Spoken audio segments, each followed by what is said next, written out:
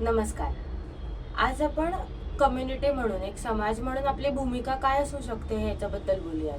तर आपण आतापर्यंत कम्युनिकेशन, ॲक्सेसिबिलिटी, इन्क्लुजन हे सगळे मुद्दे तर बघितलेच आहे. पण सिटिझन म्हणून सुद्धा कुठल्या छोट्या छोट्या गोष्टींमध्ये आपण सपोर्ट करू शकतो ते बघूयात.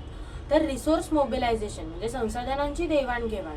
तर जर का आपल्याकडे काही उपकरणं असतील, असिस्टिव्ह डिव्हायसेस असतील किंवा काही सर्व्हिसेस अवेलेबल असतील, तर ते जास्तीत जास्त लोकांपर्यंत कशा पोहोचतील किंवा सगळेजण टर्न बाय टर्न ते कसे वापरू शकतील, हा एक खूप उत्तम उपाय असू शकतो, ज्याच्यामध्ये कॉस्ट इफेक्टिव्हिटी वाढते आणि त्या संसाधनांचा पुरेपूर वापरसुद्धा होतो.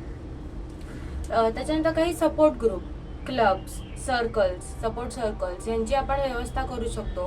म्हणजे त्यांना व्यक्त होता येतील अशा जागा किंवा त्यांना सपोर्टिव्ह फील होईल अशा जागा आपण निर्माण करू शकतो. त्यानंतर काही सोशल मीडिया ग्रुप्स आहेत की आपण जगभरातल्या लोकांशी कनेक्ट करू शकतो, माहितीची देवाणघेवाण करू शकतो, गरज असल्यामध्ये त्यांच्याकडनं संसाधनांची, सर्व्हिसेसची माहिती करून घेऊ शकतो. थेरपीज, वर्कशॉप्स याच्याबद्दल अजून जास्त समजतं.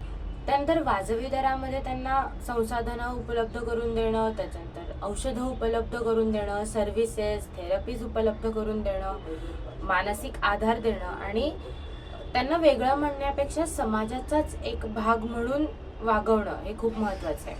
आणि अजून सगळ्यात महत्त्वाचं म्हणजे त्यांच्यासाठी स्किल डेव्हलपमेंट आणि त्यांच्यासाठी व्होकेशनल ट्रेनिंगचे प्रोग्राम्स अरेंज करणं.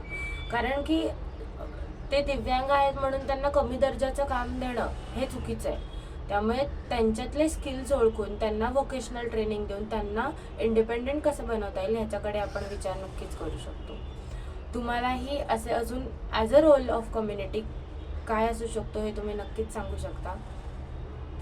तुम्हालाही कम्युनिटीचा रोल काय असावा याबद्दल काही मतं असतील तर ती नक्की आम्हाला कळवा. धन्यवाद.